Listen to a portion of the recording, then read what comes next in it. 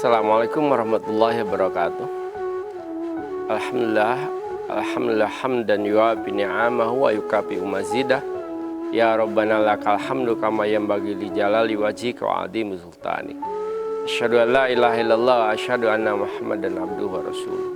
Allahumma shalli ala Muhammad wa ala alihi wa ashabihi ajmain, amma ba'du. Sahabat-sahabat UBTV yang saya hormati, kita bersyukur pada Allah Subhanahu wa Ta'ala yang telah menganugerahkan kesempatan sehingga kita bisa bertemu via online ya tentunya. Mudah-mudahan apa yang akan saya sampaikan dalam durasi singkat ini bermanfaat untuk kita. Tentang puasa bisa mengunduh syafaat. Jadi puasa nanti itu bisa menjadi alat untuk penyelamat bagi kita di kehidupan nanti. Saya kira kita hidup di dunia yang singkat itu butuh selamat. Wa ma hayatud dunya illa lahun wa laib.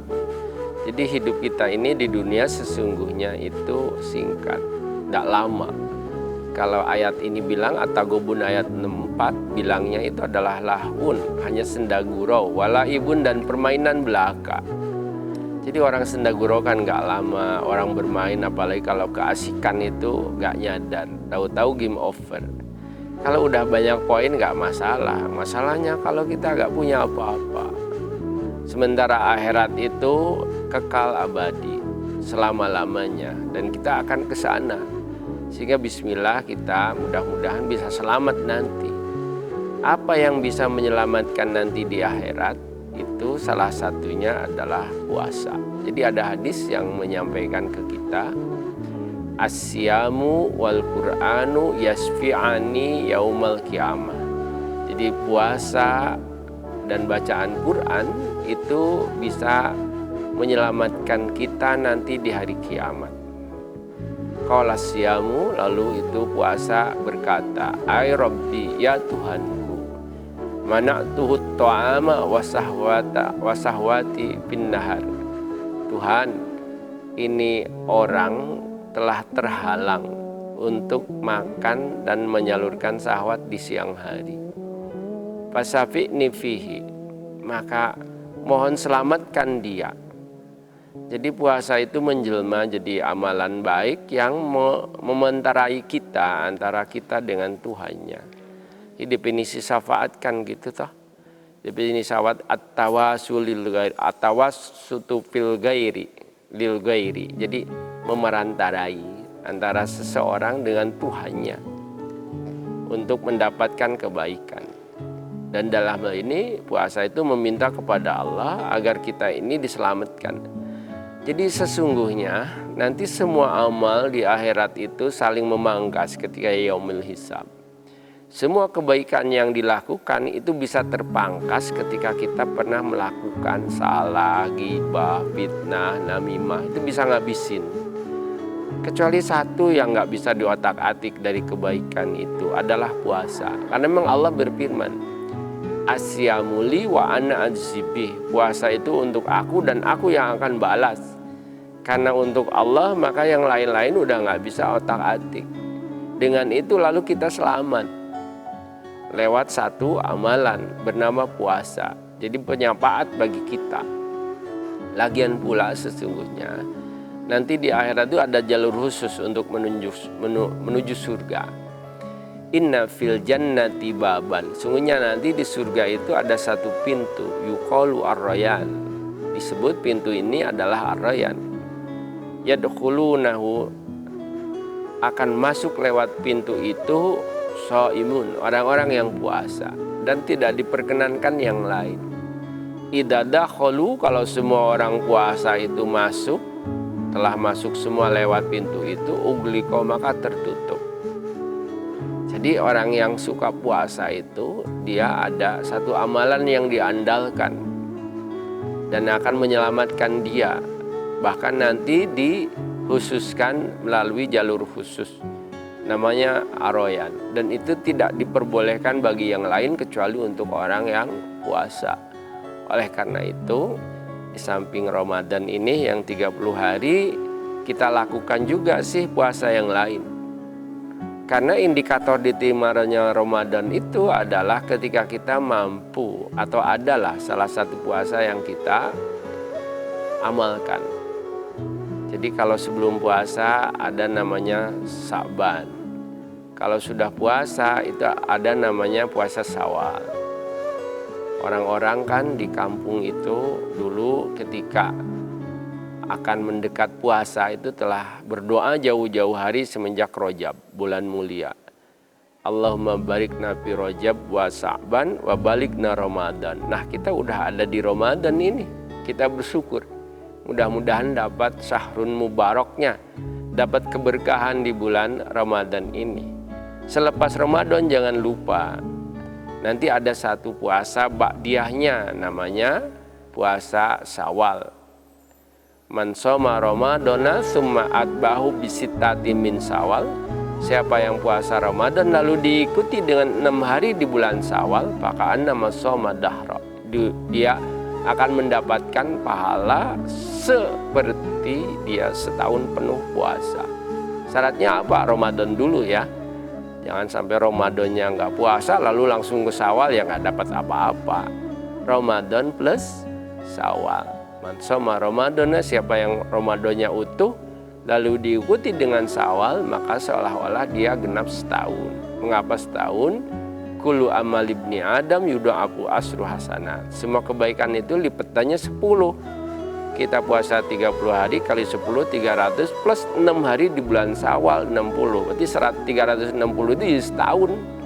Jadi kalau hanya sekedar puasa aja kita cuma dapat ampunannya. Begitu kita tambah dengan 6 hari di bulan Syawal, dapat ampunan plus dapat seolah-olah kita setahun puasa.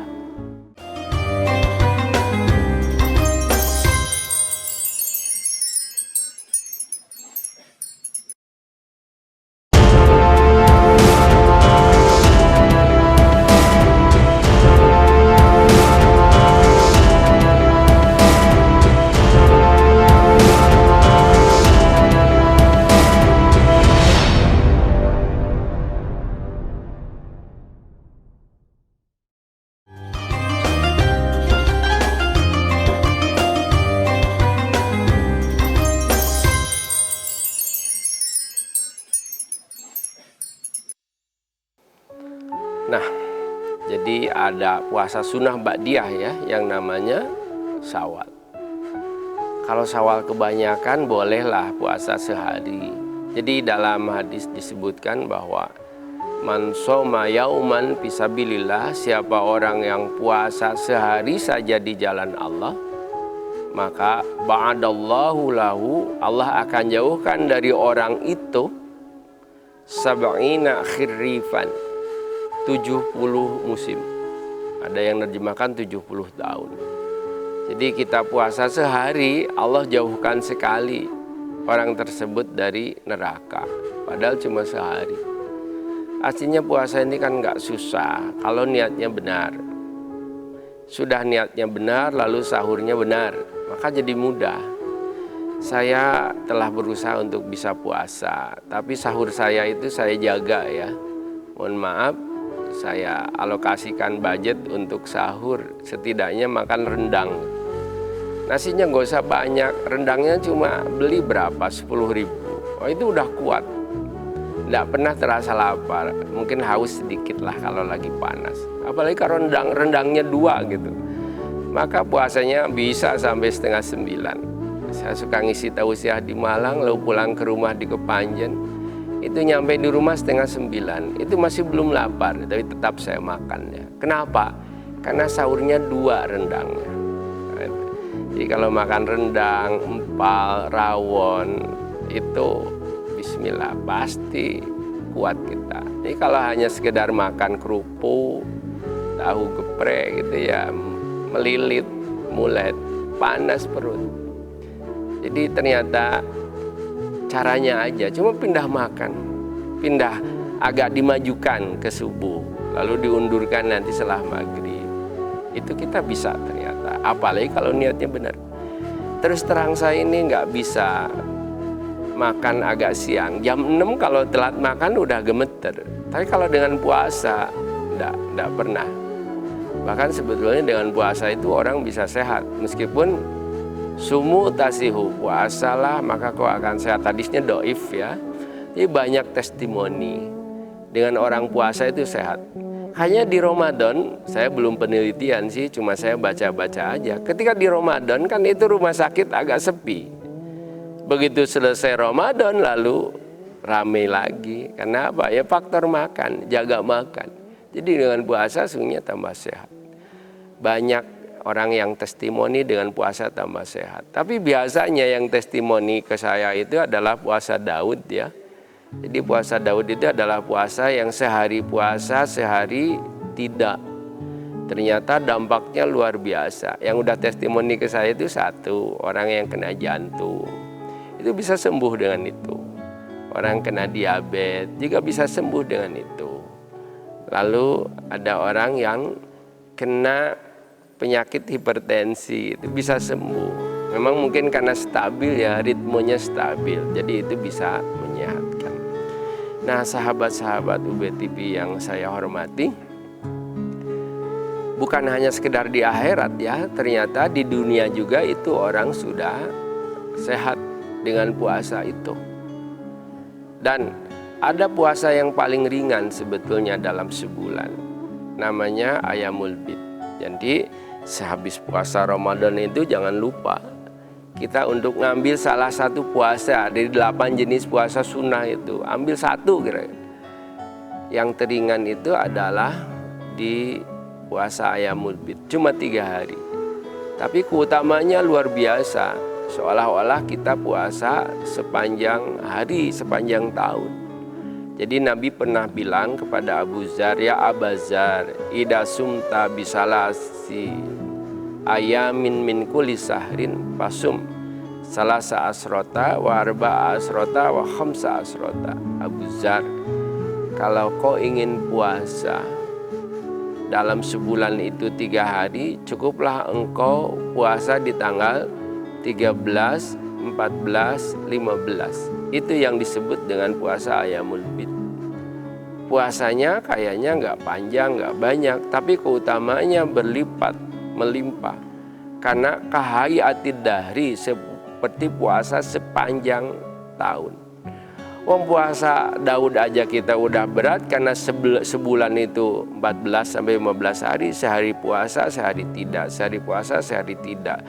Lah kok ini cuma puasanya 3 hari tapi mendapat keutamaan kasaumid dahri ay kahayatid dahri, seperti puasa sepanjang tahun, sepanjang hari, padahal cuma 3 hari.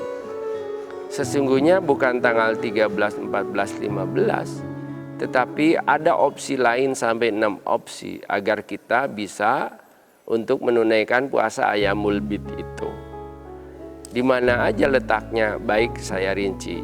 Jadi sahabat-sahabat UB TV yang saya hormati, kita lanjutkan ke bahasan. Ada 6 opsi untuk bisa melakukan puasa Ayyamul Bid dalam sebulan cukup 3 hari.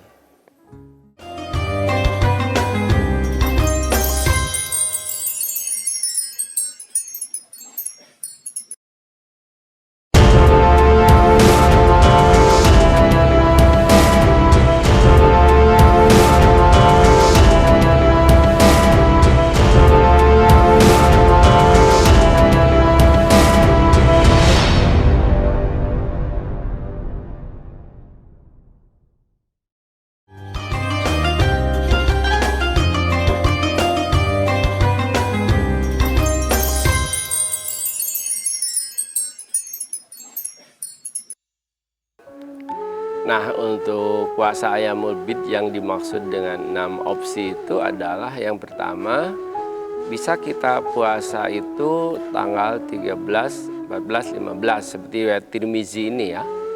Pesan Nabi kepada Abu Dzar. Bisa juga kita puasa itu, kalau Nabi puasa Ayyamul Bid dalam sebulan itu dimulai dengan Yaumil Isnain wal Khamis wal Isnain minal Jum'atil Ukhra.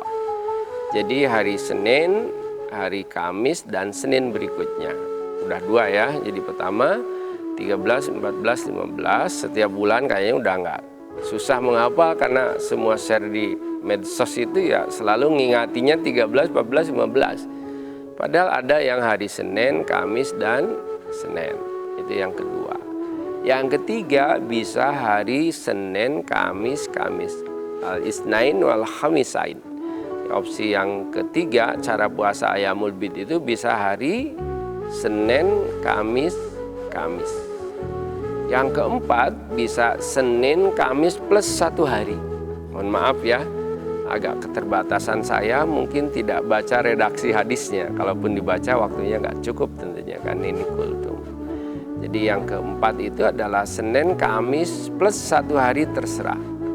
Yang kelima ini Nabi kalau puasa Ayyamul Bid dalam sebulan min gurati sahrin.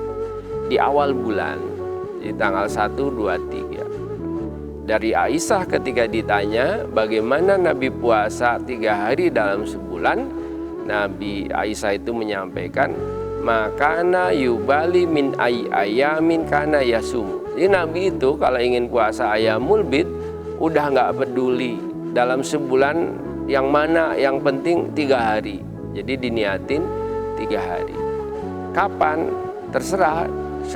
Pokoknya dalam bulan Hijriah ya, tentunya bukan bulan Masehi. Yang penting 3 hari, di mana aja terserah. Kapan longgarnya kita.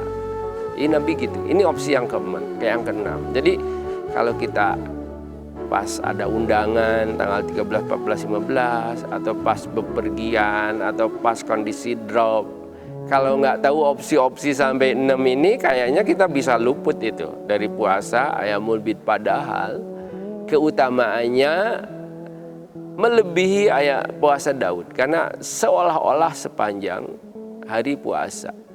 Jadi kalau setiap bulan puasa 3 hari ya seolah-olah sepanjang tahun kita ini puasa, yaitu puasa Ayyamul Bid. Saya ulang ya.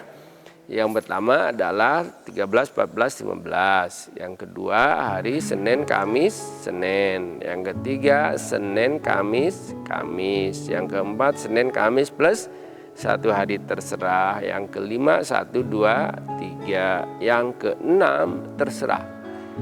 Terserah mau mana aja yang kita ambil.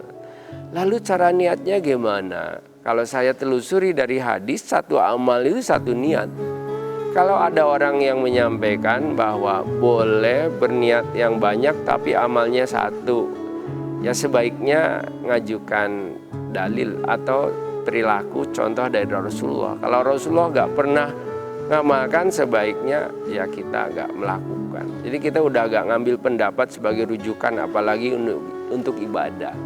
Jadi Nabi itu menyampaikan bahwa segala amal tergantung niat. Dan Nabi nggak pernah menyampaikan bahwa boleh ngerapel niat.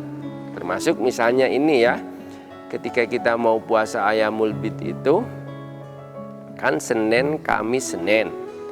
Itu gimana niatnya hari Senin atau niatnya untuk Ayyamul Bid? Saran saya ya niatin aja lah kalau mau Ayyamul Bid itu ya Senin, Kamis, Seninnya itu untuk Ayyamul Bid. Selebihnya untuk Senin dan Kamis, terserah.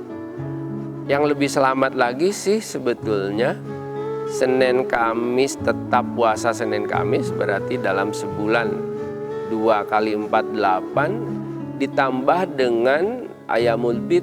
Opsi yang enak itu yang diambil adalah yang terakhir, opsi yang ke-6. Jadi Nabi kalau ingin puasa itu udah gak pernah menentukan hari, tetapi yang penting adalah 3 hari sehingga aman. Senin Kemisnya dapat 2 kali 4, 8 plus 3 hari jadi 11. Kayaknya ini kelas menengah. Kalau Ayyamul Bid mungkin kan bagi kelas advance ya, karena sebulan ada 14 sampai 15 kali. Tapi kalau dengan Senin plus Ayyamul Bid cuma 11. Atau setidaknya yaitu kembali. Jadi kita puasa 3 hari. Bahkan kalau menurut hadis dari Al-Bahili itu ketika bilang kepada Nabi bahwa dia ketemu sudah kurus kering kerontang, lalu oleh Nabi ditanya kenapa tahun yang lalu kayaknya kok biasa, sekarang kok mengurus kayak begini. Lalu dia bilang bahwa selalu puasa. Hanya Nabi bilang ya udahlah jangan banyak-banyak, puasa aja sehari. Lalu itu Al-Bahili bilang lagi, saya bisa lebih. Nabi tambah ya 2 hari lah. Lalu dia bilang lagi, saya bisa lebih ya 3 hari. Sampai akhirnya Nabi bilang, puasalah di bulan haram. Dan maksimal di agama kita kalau ingin puasa ya Daud itu. Sudah nggak ada yang lebih dari Daud kalau ingin puasa. Cukup itu. Di sehari puasa, sehari tidak, itu udah maksimal. Keutamanya bisa dirasakan karena saya sering ngisi tausiah dan dari jamaah saya itu banyak yang testimoni. Jadi banyak yang sembuh dengan puasa Daud, meski tujuan puasa kan bukan hanya ingin sembuh dan sehat ya. Cuma memang orang puasa itu kan didengar doanya. Jadi ada 3 orang sih yang didengar doanya. Orang yang sedang bepergian, orang yang puasa, dan orang yang dizalimi. Bahkan di hadis yang lain pemimpin yang adil.